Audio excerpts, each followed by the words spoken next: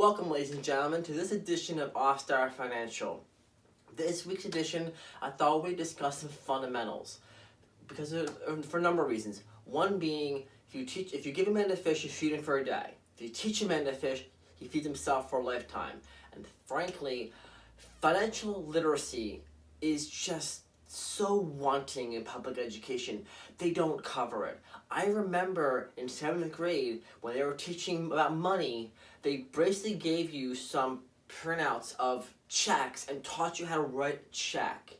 What does that have to do with managing your finances, making sure you can pay your bills, being able to save up for vacations or other needs, getting out of debt? A million questions out there regarding finances, and they just don't teach it in public education, and I don't think they teach it much better in private education. I haven't seen the evidence of it. Given that, let's go ahead and discuss some fundamentals and how you can use these tools to leverage for your benefit here, okay? Checking and savings accounts are some of the most common resources in the world. All banks offer them, all banks are pitching them, some even give you bonuses for signing up for them. Savings accounts, everybody knows what a checking and savings account is. If you don't, please feel free to let me know. I'll be happy to explain it to you.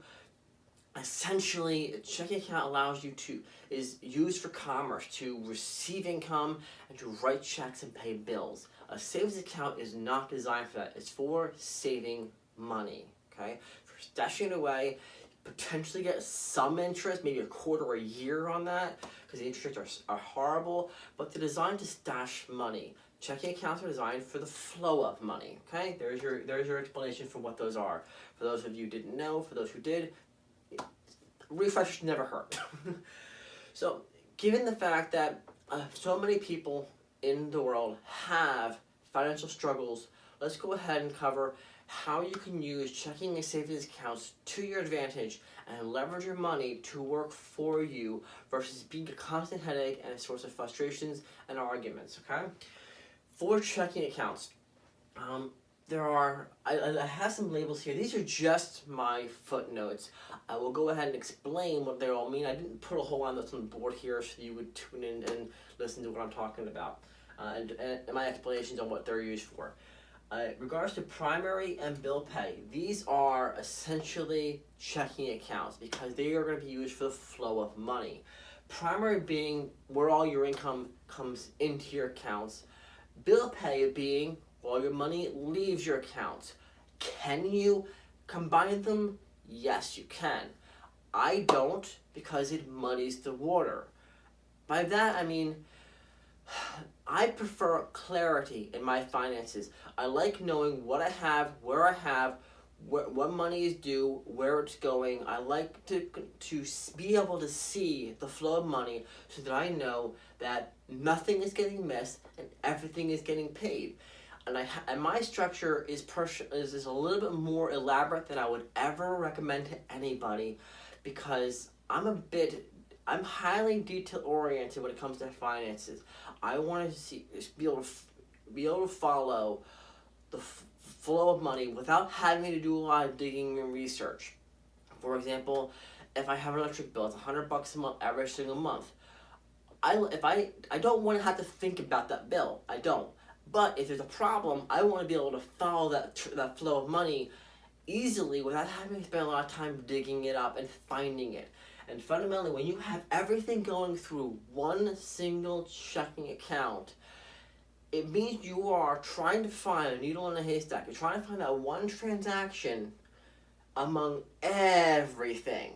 And you can do it, but why make life harder on yourself than it has to be? I can do it by pulling down the CSV, and I can do it by searching for the transaction and following the flow. But now you spend how much time just doing that? If I'm looking for one transaction, I want to just go to where I know that's coming out of, make sure money has been there every month and that it's been getting paid every month. It's a 5-second search. I want to be able to go to right there and boom, be done with it. Given that, it's why I'm not saying you have to do this, I'm saying this is what works for me. And this is what works for the people that I teach how to manage their money and to maximize their cash flow. So all my money comes into my primary. All my money goes out through bill pay. So what are these others for? Fundamentally, you always have to have an emergency stash. If you're disciplined enough, you can do that with a savings account in the same bank you have your checking accounts. Most people are not that disciplined, and they keep their emergency fund in a separate account someplace else. Whatever works for you, do that.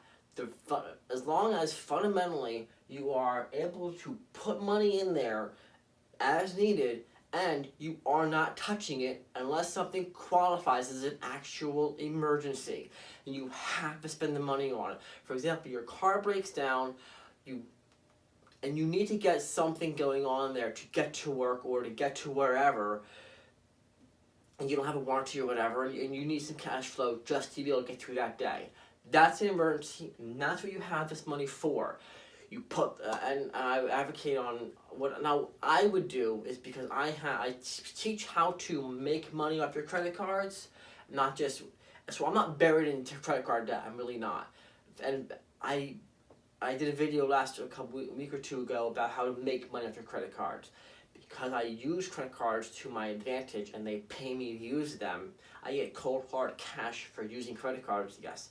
If you want to hear more about that, we can do that in another video. No problem. I can talk about that all day long. But fundamentally, what I would do if I had an emergency like that, I would throw all the expenses onto a credit card. I would then use the emergency fund to pay that credit card. So I'm not worried about having to drop few $100 on a car expense. I've got them. I know I already had the money in the emergency fund to cover the credit card bill. Throw it on the card so I don't have to worry about how to get the money out of the emergency fund. I've gotten the whole 25-day grace period of the credit card and plus the billing cycle to figure out to get the money from the emergency to pay off the credit card. So I've got that covered. I've got the car repaired. Everything is hunky-dory. Now I have to rebuild the emergency fund to make sure we're at the original levels there. Having said that, use your primary to distribute money from your paychecks, to stash money away in your emergency fund, so you always have that available to you. Yes, that is part of the pain of budgeting, because once you've reached the level you want the emergency fund to be at, you don't have to contribute more money to it. It's there, it's ready for use, etc. Then when you actually have to use it, now it's time to replenish it. You have to go back to the drawing board with your budget and say, okay, how long do I want to give myself to rebuild the emergency fund? How much can I afford to take out from my income to put towards that emergency fund to bring it back up to where it needs to be? Okay? Savings accounts are a very, very useful resource in terms of making sure you have money for all of your expenses. Now, some vendors will let you actually pay their once-a-month bill out of your savings account, and I do utilize that because fundamentally I like to separate my transactions. I don't recommend it to everybody. It has to make sense for you. Most people would prefer to throw all their bill money into their bill pay account, let their all debits clear, have a savings account set up in case of an overdraft, because you never know, a vendor could change their rates on the blue, overdraw you, and you never know what happens. It's always possible. So you can have bill pay set up with an overflow to pull from a savings account if something overdraws you. Then you can always fight that argument with the vendor, with your bank, whatever. But having that pool of money in one place also means that, for example, if your electricity overdraws for 1 month, but you've got a pool of money for your sewer, for your electric, for your gas, for all your expenses, it's very unlikely that one account taking too much is going to cause an overdraw, because you've got all that pool, all those distributions from all your expenses sitting in one account. So it'll leave one one expense a little bit short, but once you've compensated for that billing issue, it's easy to adjust your levels and make sure all your bills are paid. I personally take it another step further. I have 16 different savings accounts because fundamentally I use some of them for actual savings purposes, to set money aside for my insurance, to set money aside for vacations, to set money aside for rainy days, all that stuff. But I also have some for the vendors that do allow you to draw from a savings account. Fundamentally, here are the federal guidelines on a savings account. Because your savings accounts are not meant for the flow of money, you're only allowed to make 6 withdrawals, whether it's from between accounts or to external, 6 withdrawals per month from a savings account, because you're not trying to turn a savings account into a checking account. It's not designed for the flow of money. One vendor drawing on that per month, and maybe 1 or 2 withdrawals from two other accounts given a month, you're not hitting your 6. It's perfectly legit, perfectly acceptable use of a savings account, and I do use that. For example, my electric bill, okay? They don't allow you to pay via credit card, but they will allow me to pay, depending on who your utility is, they may allow you to pay through a checking account or through a savings account. It's easy enough to take my primary, every paycheck, distribute some money into my electric savings account. Okay, I know how much I'm going to need for that electric bill because I'm on budget billing, and therefore, even if electric bill fluctuates at month to month, they're paying me a flat rate, and they do notify me of changes, so I can adjust how much I'm putting in that savings account on an as-needed basis. Therefore, let's say my electric bill is $100 a month. Okay, put $50 every 2 weeks into that electric savings account. There's always going to be at least $100 in there, plus of course on that third paycheck of the month thing, you got an extra cushion there. It builds up a little bit. Maybe a rainy day comes up, you already paid your electric bill, you know you have enough for next month, take your extra cash flow, use it for something else, whatever works for you. But fundamentally, I'm not telling you have to do any of these strategies. I'm telling you what works for me, and hopefully some of these insights help you to maximize your potential, because fundamentally, I don't think about my bills in a given month. I don't have to, because I already know how much each bill is expected to be. I have the distributions set up so that none of that money stays in my primary account. My income comes in. I have automatic savings deposits set up on my bank account. Those take the money on the next business day after my paycheck, and it distributes it accordingly to all the accounts, so all of them are replenished with their necessary funds. When the bill comes in once a month, the money's there, the vendor takes it, I don't think about it. Meanwhile, with the money there, it's separated from all my other money, and I can easily track down, hey, there was an issue with our internet service. They just jacked me up $20. What happened here? I can easily go to that account and say, okay, I see the last few bills were $50 a month, and all of a sudden I'm getting dinged for $75. Well, the money's there to cover that, first of all. And if you're in a bill pay structure, you got a whole pool there, and instead of having to dig through all of your regular transactions, all you're digging through is all the bill money you set aside. It's a little bit easier. I take a step further and have a separate account for that altogether. It's easier to find. There's plenty of money in that account to cover whatever the bill might be. If they jack me $25, it can cover that. Because, like I said, mentioned, you get twice a year, you get that third paycheck in a month. I don't touch that money. It's already been allocated in my budget. Therefore, it's just kind of cushion there. Do I have that across all my accounts? Most of them, yes. But that's good, because that way I know I don't need that money, and I know my accounts will never bounce, even if the vendor overdraws. I can fight that battle, but the money isn't going to cause me an insufficient funds fee from that account. Does it also mean that I have extra cash flow if I need to pull money from an emergency? Let's say, for example, I need to go and make a co-pay at the emergency room, and I hadn't accounted for that. I don't have the money wherever. I can, if I really needed to, if I didn't have an HSA, if I didn't have a medical fund, which I have all these safeguards in place, if I didn't have any of that, the very worst case scenario, or let's say, for example, I went and bought my daughter a toy, and it wasn't expected, wasn't planned for, but it was one of those things where I wanted to do something nice for her, and she needed a break, so I bought her a toy. There's no money for it anywhere in my budget whatsoever, but hey, I've got these cushions set up, and while I do not advocate pulling money out and potentially overdrawing your account, causing yourselves problems, I use different rules of thumb to know if it's safe. For example, if I have that budget billing on my electric bill, I know it's gonna be $100. They already pulled $100, and I've got the money ready, locked and loaded, ready for next bill pay, and I know I have, let's say, an extra $25, and I know that next, with the distributions from my paycheck and what's already in the account, I will not overdraw it.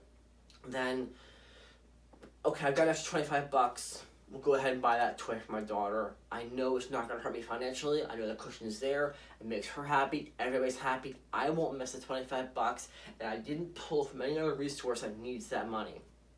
So those are some ways in which you can use savings accounts to your advantage. If you want more clarification, please leave your comments section below. I would love to have a conversation with you about it and share with you your situation and how to leverage these to your benefit. Now, all of this stuff revolves around your normal 9-to-5 W-2 job income, okay? I have been here at the bottom because your company is paying you either every week, every other week, once a month, but they're paying you on a regular basis a certain amount of money which you can rely on, more or less, to come in on that schedule, which you can base your budget on, you can base your distributions on, you can schedule all that out. Businesses are a different animal altogether because their revenue is based upon the sales that company has in bringing in revenue.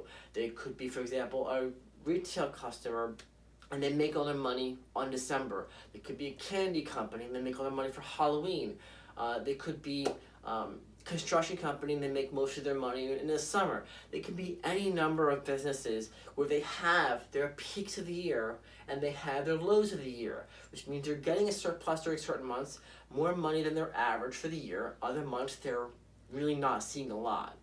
Ebbs and flows of business. And because you're not getting a regular check and they're based upon leveraging different financial metrics to determine what money they have any given month to pay X, Y, Z, they're a different animal. And the rules I've laid out for a W-2 employee getting a regular paycheck do not apply to a business arrangement. If you want to know all about that, if you are self-employed, if you want to know how to get self-employed, if you want to learn how to leverage checking and savings accounts to fit the needs of the business so that you don't have to worry about the cash flow for self-employment or for your own business, please feel free to reach out to me. I would love to talk to you and break that down for you and show you how you do all that in a way that is both easy to track, easy to follow, and makes sense for your situation. So after seeing all this, if you have any questions or comments, please leave them in the section below. I would love to have a conversation with you. If you just happen to be coming across this video in YouTube, please hit like and subscribe. It greatly helps us out. And as always, thank you for watching. I'll talk to you next time.